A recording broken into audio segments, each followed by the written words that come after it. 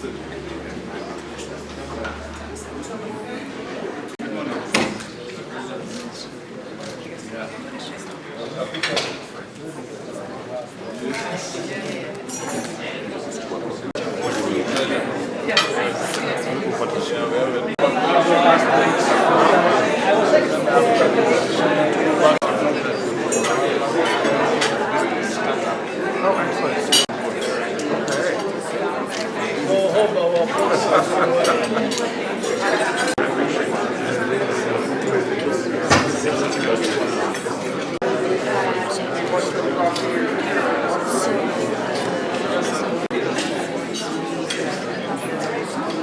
morning, everybody. Good morning. We could turn it on. Welcome, please come in. Those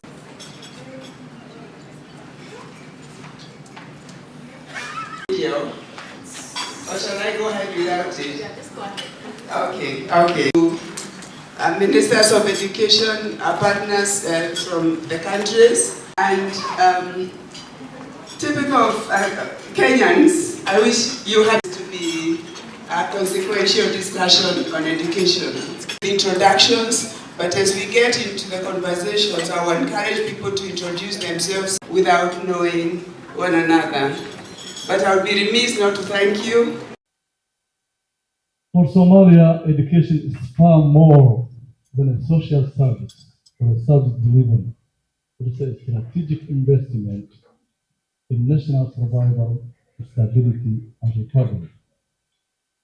In one of the world's most fragile and conflict-affected contexts, where insecurity, displacement, climate shocks, and poverty intersect, education remains a stabilizing force. We can consistently rely on it. It strengthens resilience, reduces exposure to recruitment by terrorists and violence, restores hope, and lays groundwork for state building, social cohesion, and economic renewal, especially for our rapidly growing youth population. Despite the depth of Somalia's challenges, the education sector has shown steady progress over the past decade. And this progress would not have been possible without sustained partnership. Since joining the GBE in 2012, Somalia has received approximately $256 million in support, financing that has served as a catalyst for system improvement, expanded access, strengthened teacher development, and reinforced education delivery, both at the federal and the federal member state levels. Let me go back to give some explanation about where our situation was in 2012. In 2012, there were no coherent education system in Somalia. Pleasure to be here to see all of you. This broad group around the tables, I should say, GP partner governments, bilateral donors, multilateral agencies, civil society and youth, philanthropy, and private sector. That mix matters because the challenge we are here to discuss, how to finance education sustainably, cannot be solved by one actor alone. I've worked with the Global Partnership for Education for 7 years, and I can honestly say that there is always something special about coming back to Kenya. This is a country that has made education a priority and has achieved substantial progress in delivering better learning for more children and equal enrollment for girls and boys in primary education. These achievements lay the groundwork for education as a cornerstone of the country's future. Those results, though, don't come by accident. They depend on sustained national commitment and solid financing. Kenya has demonstrated that leadership by keeping education spending well above the benchmark of 20%. And as the minister has told us, that is almost 30%. So congratulations for that. That commitment has also been felt beyond its borders. Alongside the UK, Kenya co-hosted our last replenishment, helping mobilize $4 billion for education globally, and helped advance the Heads of State Declaration on Education Financing. And now, Kenya hosts GPE's regional hub for Eastern and Southern Africa, based here in Nairobi since July of last year. Just over 6 years ago, the GPE Board of Directors met here in Nairobi. In his words of welcome, the then Permanent Secretary, Dr. Velio Kipsak, told the board of Kenya's transformational reforms to the procurement of textbooks that reduced the cost by 70%, improved the quality of the materials, and ensured every child had a textbook for the first time. With that inspiring example, the education ministers on the board challenged the partnership, calling for, and I quote, a shift from business as usual so that our collective efforts transform the learning experience and drive nations forward. That mandate to innovate, to think unconventionally, as they said, is as relevant, if not more critical today as it was in 2019. We meet at a moment of great urgency. Around the world, aid budgets are being squeezed. At the same time, debt levels in many lower-income countries are rising, leaving less fiscal space for social investment. Education systems then are being asked to do far more with less, and the needs are enormous. Today, 272 million children and young people are still out of school. Millions more are in classrooms, but not learning the basics. Nowhere is urgency clearer than in Africa, where 9 in 10-year-olds cannot read and understand simple text. Compounding the challenge, the continent is in the midst of a major demographic shift. By 2050, 1 in 3 young people worldwide will be in Africa. At the heart of our partnership, I would propose 3 key objectives. First, the mobilization of additional resources for the education sector to address the ever-increasing and growing resource gap. And secondly, innovative mobilization of more domestic resources to support education and enhance sustainable financing. The third objective is for domestic authorities and all stakeholders to ensure that available resources, both external and domestic, are utilized optimally and that there is value for money.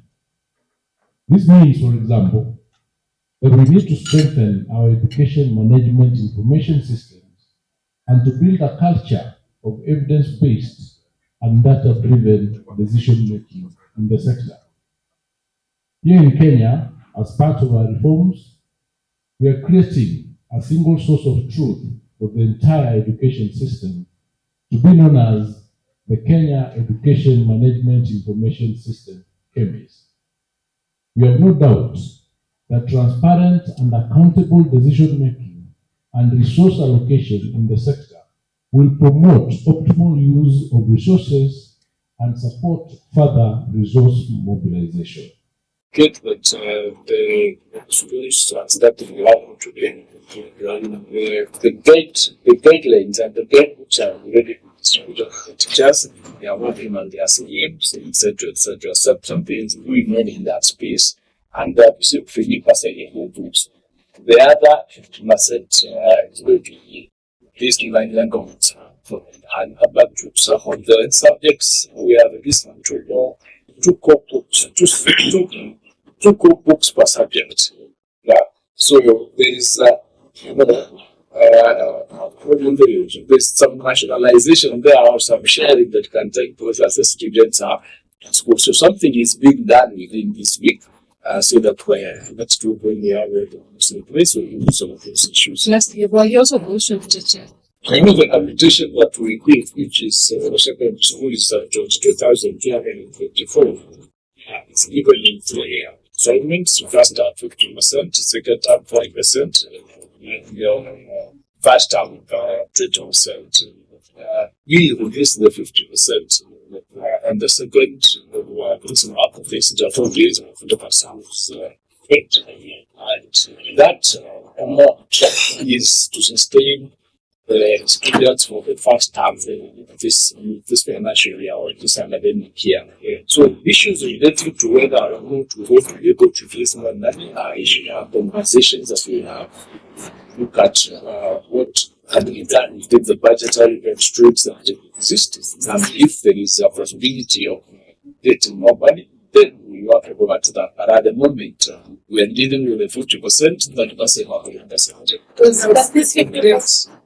That students were given choices of 12 schools to choose from. So we have clustered schools from C1 to C4. Now they were to choose the best of 3 in C1, the best of 3 in C2, the best of 3 in C3, and the best of 3 C4, making 12 schools. These are their choices. Then we are able now to use the new grading system to place the students into the schools of interest around the 12 that interest. So there were students, as you recall, wanted to change the schools that were placed to a different school.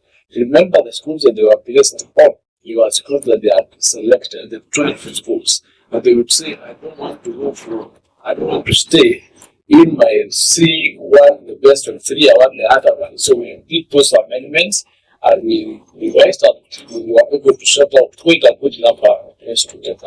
C4 schools or any other school where the students just selected with those 3 numbers. Once we have the data, we'll be able to make a decision where to take those students to. Then deal those students that are now learners. Obviously, it means that a school that does not have grade 10 also does not have grade 2. I used to see, I remember we don't have grade 2. That means they only have 3 and 4. So we work together with TSC to rationalize that question. We are doing the analysis. We have extended the final week for enrollment this week. Once we have the final data, sit down as a ministry, as a government, make a decision about the schools, and then we'll see what to plan to do. In our region continue to experience exponential growth in enrollment at all levels of education. These 2 developments have resulted in increased pressure on the limited available resources. In Kenya, for example, our annual public expenditure on education is already nearly 30% of our total national budget. Yet, we still face serious deficits. This is why this roundtable is timely and critical. We have to share ideas and exchange experiences on how to chart this new course. Ladies and gentlemen, education is the most powerful driver of inclusive growth, building human capital, social cohesion, and resilience to global challenges. Investing in education unlocks productivity, improves health, and expands opportunities for all.